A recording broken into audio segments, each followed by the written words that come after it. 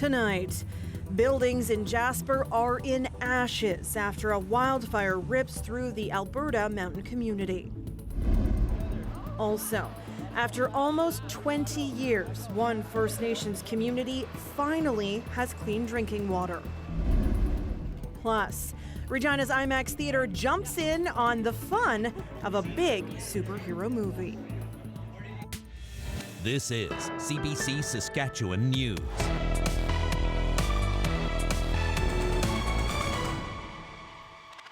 It is Thursday, July 25th, and the CBC Saskatchewan News starts right now. Good evening and thank you for watching.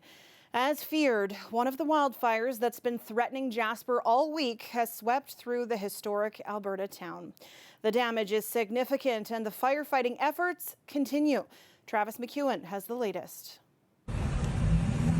The aftermath of the wildfire in the town of Jasper is shocking for many.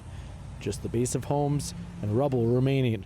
Alberta's premier estimates potentially 30 to 50% structural damage, the majority of it in the southwest section of the town. Video shows areas of the east part of the town still standing, but Parks Canada and the town's mayor are still not confirming what's burned and how much. People see that as a frustration, but we need the information before we can share it, and we fully appreciate that those on the ground have a challenging job at their hands right now, still fighting fire and protecting some of the homes that still are standing. And so although those of us who experience Jasper as visitors can't imagine what it feels like to be a Jasperite right now, we share this sense of loss with all of those who live in the town, who care for it, and who have helped build it. The fire threatened Jasper since Monday night when close to 25,000 people had to evacuate the town. You can't control Mother Nature. Evacuees like Darlene Skihill are stressed, wondering if her home is still standing. She's expecting the worst. Last night it was inevitable from the few pictures we saw on phones and everything. And going to bed last night, it was like thinking that everything will be gone by morning. Meanwhile, Ian Sheldon and his family are holding out in Hinton. He and his wife own a business in Jasper and were in the process of selling their home. Sheldon is hopeful they may still be untouched. Hoping that that home is still standing, and we're in the middle of selling it so that the new owners still get to move into their beautiful home, and then we still have a business downtown. And for the sake of town and everybody, I just hope downtown is still there, and that there's still homes that people can live in.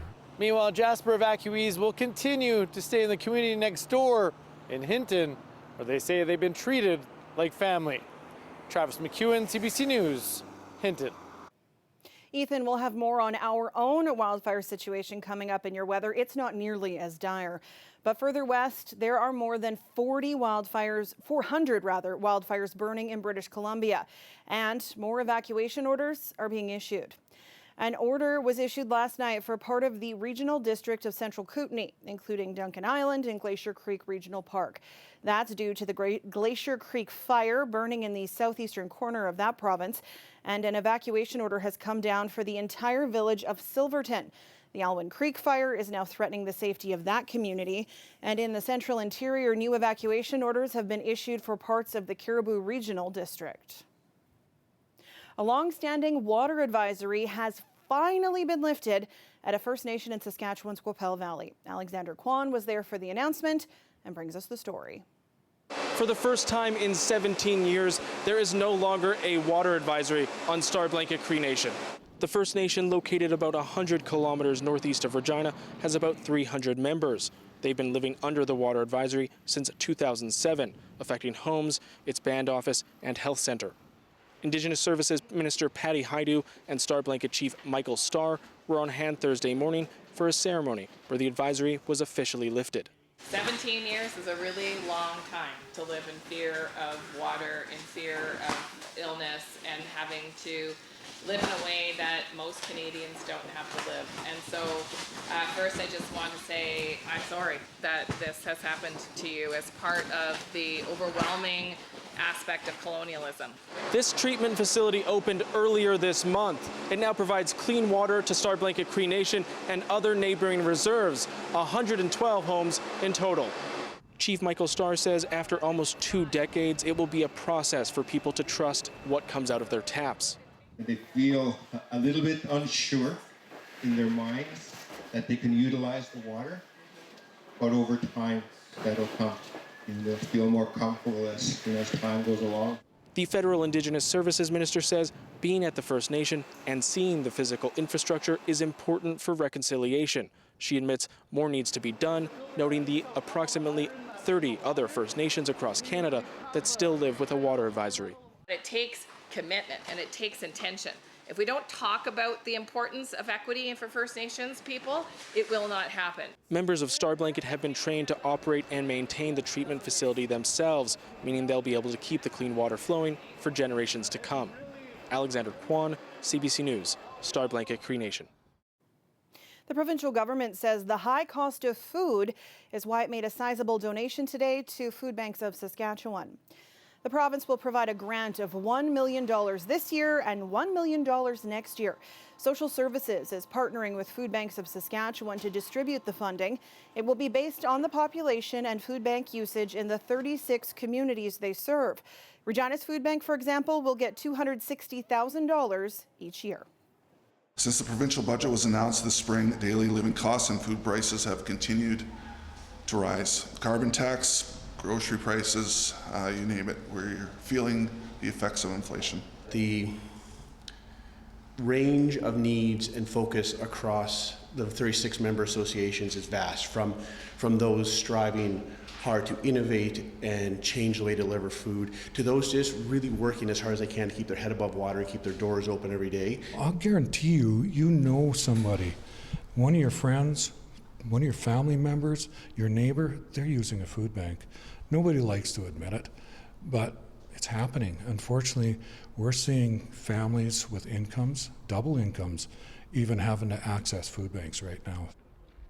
More than 40,000 people access food banks in our province each month, and 40% of them are children. This grant from the province is the first of its kind. The province typically does not provide money to food banks. The organizations are community and privately funded. In a statement, the opposition NDP calls this a band-aid solution to a problem of the Premier's own making. A community in Prince Albert is grieving after police identified the city's latest homicide victim. 52-year-old Trevor LaPlante was found dead earlier this week on 18th Street East. Fartouche Dayal has more. Selfless, funny, a good neighbor, a hero, an icon in the community. Those are some of the ways people are using to describe a beloved Prince Albert citizen. 52-year-old Trevor LaPlante was found dead on Monday. He was a 52-year-old Huggy Bear. He was just such a nice person. Mayor Greg Dion says no matter what challenges LaPlante faced, he was always wearing a smile and wanted people to be happy. LaPlante was known as a positive force and for loudly cheering at Prince Albert Raiders games. I'm a cheerleader. And the reason for that is he's always at the Raiders. He cheered them on. And he was just a pleasant person. Like he wouldn't hurt a fly. And I think that's why our community is in such shock. Dion says LaPlante never missed a Raiders game, even if he was sick. The Western Hockey League team acknowledged LaPlante's death, calling him a loyal and passionate lifelong fan whose loss is felt throughout the entire Raider family. He's an icon in our community because you see him everywhere. Sherry McLennan is behind the donation drive to help LaPlante's family with funeral costs. More than $13,000 has already been raised. McLennan says it's a testament to the community's love for him. On social media, an outpouring of memories and messages. We're doing this and people are coming into the office and they're dropping off money for the family, and there's tears in their eyes because he's made a difference. It was an uncalled for death. LaPlante was proud to work at McDonald's for nearly 2 decades. The store he worked for says he was known for his fist bumps with everyone at work before he went home. 33-year-old Michael Bird has been charged with second-degree murder and indignity to a body in connection to LaPlante's death. Bird appeared in court on Wednesday and is due back on August 7th. Pratish Dayal, CBC News, Saskatoon. A new Stats Canada report shows Saskatchewan tops the country for police-reported crime. Saskatoon and Regina sit 8th and 9th on a list of 41 surveyed metropolitan areas in terms of the crime severity index. That puts both cities' severity index over the national average. And in Regina, that's been the case since StatsCan first started releasing data more than 2 decades ago. The Regina Police Service says it's pleased with the city's ranking and the progress it's made. Both our crime rate and crime severity index remain higher than the national average, but not the highest in country, as had once been the case for Regina. This progress is encouraging as our police service and the community remain committed to addressing any ongoing public safety issues affecting our city. The crime severity index is measured by assigning weight based on the crime's seriousness. Saskatchewan's increase of 2% was identical to the national average, and across the country, the number of police-reported hate crimes was actually up 32% last year, and those targeting religion or sexual orientation actually accounted for most of that. A pair of new electric buses will join the Saskatoon transit fleet. Transit says the new additions are the first battery electric buses added to a transit fleet in the whole province. The buses can seat up to 41 passengers and fit nearly 60 people inside. The city expects that each bus could reduce greenhouse gas emissions by about 60 tons each year. It's also supposed to save about $40,000 each year in fuel cost, but what the electricity will cost, they don't know. A year-long pilot project found the electric buses were reliable in both hot and cold weather. Based on our feasibility study that we did with our pilot project, yes, they're able to withstand the winters. Range and things like that are variant based on the temperature. So as it gets colder, range changes. As it gets warmer, necessary auxiliary cool adjusts for that. But yes, they're built to withstand that. Saskatoon Transit says it takes about 3 hours to charge the electric buses. A fully charged bus can typically travel more than 300 kilometers. A family was crushed when their daughter's bikes were stolen earlier this month in Saskatoon's Riversdale neighborhood. But as Ashwarya Duda reports, a Good Samaritan stepped up. I was so angry, how could they do that? And when they cut off the lock, I was speechless. This 9-year-old was heartbroken when she came home from vacation. Both her bikes had been stolen while she was gone. They were gifts from loved ones. How could someone do this to a little child? You can see it's a little girl's bike. Her mom was frustrated and posted about it on social media. That's when a neighbor offered to take them shopping for her new bike. I was so excited and I said, I was like, Dad, when are we going to do it? When are we going to do it? I have a little voice in my head that says, hey, you're involved in this, so take the next step and do something kind for people, and that's what I did. It made me feel like there are still good people around. The sense of neighborliness, good neighborliness, there are still people around that do really care for their neighbors. Saskatoon police say there are more bike thefts in spring and summer, but number of reported bike thefts this year are down from last year. That said, thieves are getting more creative. According to this video posted online, even a second-floor balcony won't stop them. So what can you do?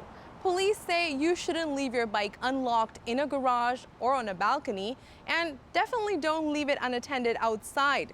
Consider using a high-quality lock like this one, and not the one with the cable that can be cut. Maybe consider using 2 locks so that you can secure both the frame and the wheel. This family learned about bike theft the hard way, but they also left with a positive message. There's a lot we can do to spread kindness and to make the community a better place to live. We'll be able to use our good to overcome evil. Ashwarya Duda, CBC News, Saskatoon. A calm day out on the river in Saskatoon. Still kind of smoky out there, but things have improved enough for some people to get back into their outdoor activities. Yes, even with the humidex in the high 30s. Ethan will have the latest forecast for you after the break. Stay with us.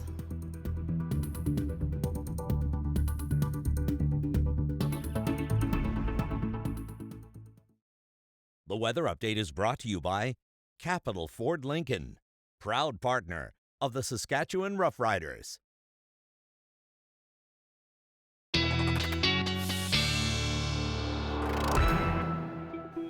Welcome back. Our weather specialist, Ethan Williams, joins me now to choose your own adventure on the weather desk today. Man, is it ever. If we take a look at the watch warning map, we got all sorts of colors going on here. We'll start in the south. Severe thunderstorm watches slowly working their way eastward through southern Saskatchewan, and some warnings to the north of Moose Jaw here and down near Val Marie. These storms are screaming along at about 70 kilometers an hour as they move along southern Saskatchewan, and similar system bringing some watches for severe thunderstorms up north as well. And we also have a wind warning in effect for the Lloydminster area. Some very strong wind gusts about to happen there.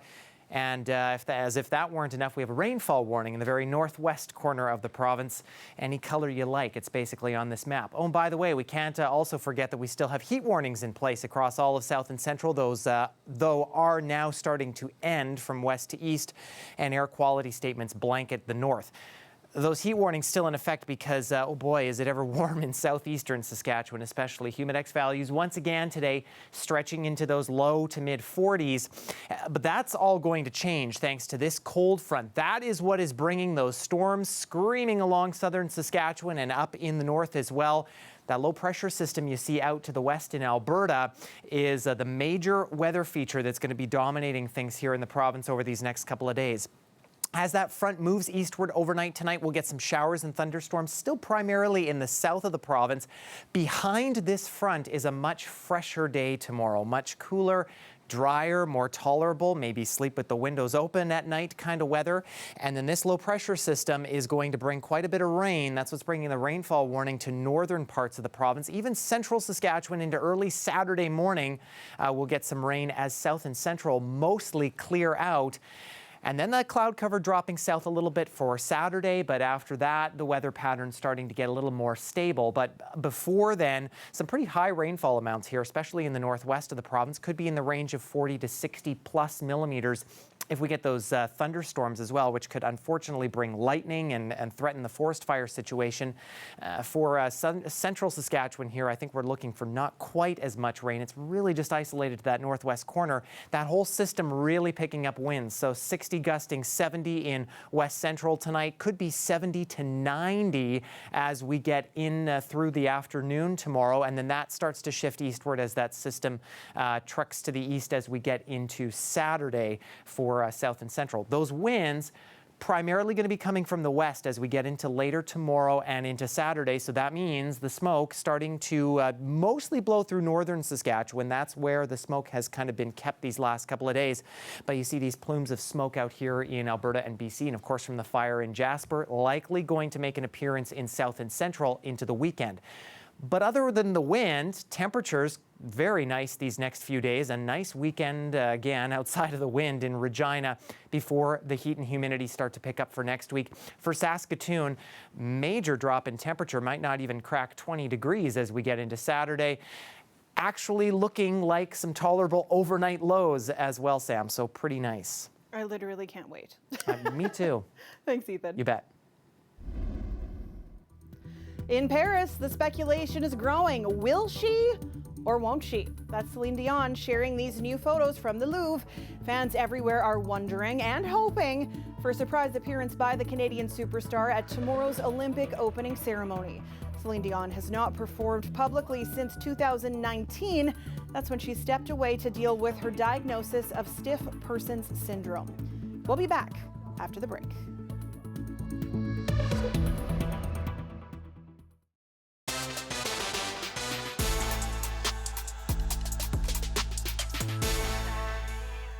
Welcome back. More than 10,000 athletes will take part in the Paris Olympics. Heather Hiscox is in the heart of the athletes' village. Here's some Olympic history you might not know. The last time Paris hosted an Olympic Games, 1924, was the first time there was an athletes' village, and there were wooden cabins at best. Now, a little bit bigger. Take a look around. This is where the world has gathered, and this is a very small part of Athletes Village. But you can see Belgium has moved in, Iceland, Denmark, Jamaica. They are here. They are continuing to arrive. We've been watching them check in with their equipment and their luggage and move into their quarters, proudly hanging their flags and proclaiming they are here and ready to go. We wanted to bring you in to Athletes Village to show you where Team Canada's based. Not hard to miss, with the Maple Leafs hanging everywhere, and of course in front, and we'll get there, the Moose. But this is where the world is gathered. 206 nations, all of the athletes thrilled to be able to have a normal Olympic experience and to be in an extraordinary opening ceremony tomorrow on the Seine. Of course, for Canada, the flag bearers, Andre de Grasse and Maude Charon, and they are ready to go and lead in Team Canada, 337 athletes strong. The Moose is on the loose, and Canada is ready for the Games. Heather Hiscock, CBC News, Paris. And CBC's live coverage of the Olympic ceremony, opening ceremony that is, begins tomorrow at 11 a.m. here in Saskatchewan. And for the duration of the Olympic Games, you can catch our show starting at 4 p.m.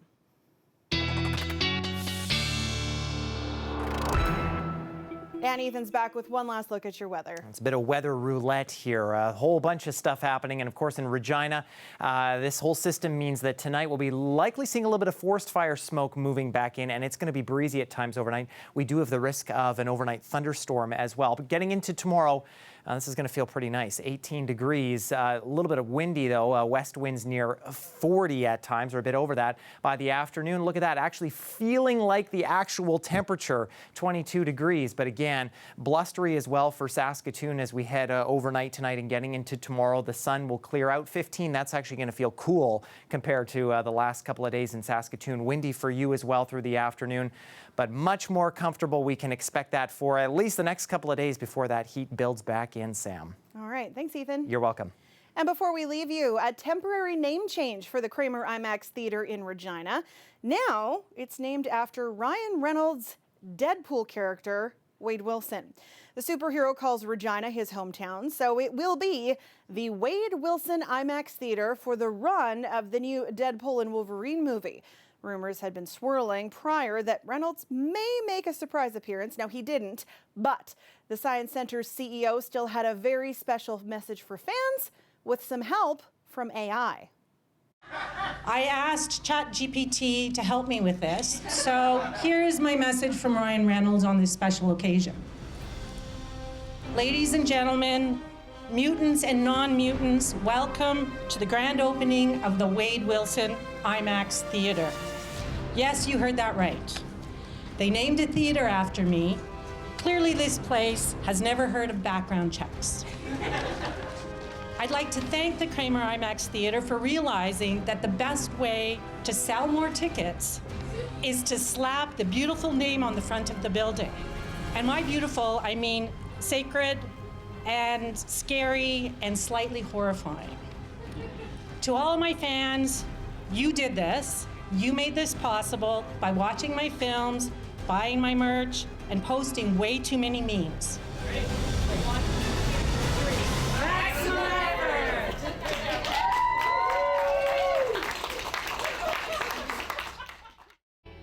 That's it for us tonight. For more on any of our news stories tonight, you can head to our website, our YouTube channel, or download the CBC News app. Thanks so much for watching. Have a great night.